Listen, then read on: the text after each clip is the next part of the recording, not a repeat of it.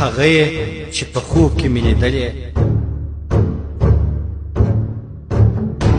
ته هغه چې په خوب کې مې لیدلې، ته هغه چې بابا به مې کیسې راته کولې، ته هغه چې په پاڼو د تاریخ کې مې لوستلې.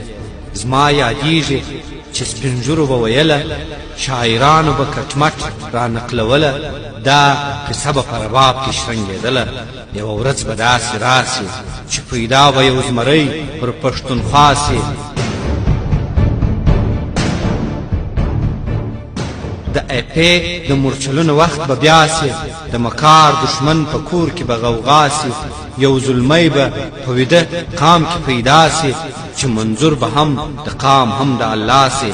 په جنګړو به شور ګډ د پښتونخوا سي، غلیمان به یې تباه او نیمه خوا سي.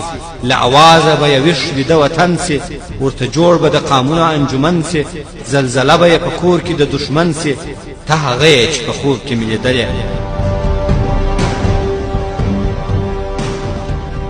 والله چې ته هغه یې بل څوک نه یې چې په پاڼو د تاریخ کې مې لوستلې.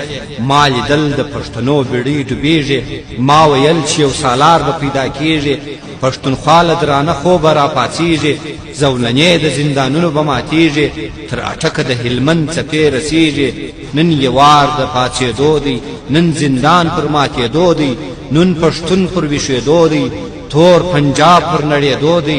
نن به واخلي د تاریخ کرښې نومونه، نن به توره د خوشحال راوړي رنګونه. نن به ریږدي د فرنګ د زوی ورنونه، نن به یاد سي په لنډیو کې نومونه، نن به ښکلي ستا په نوم سي ګودرونه. ته هغه یې چې په خوب کې مې لیدلې، والله چې ته هغه یې بل څوک نه یې. ما لیدلې د وزیرو په مورچو کې، ما لیدلې د کړکاړ په تورو غرو کې، ما لیدلې د قومونو په جرګو کې، د ظلمیو پاڅېدلو په اوږو کې، په سندرو په غزل په ترانو کې. ته هغه یې چې په خوب کې مې لیدلې.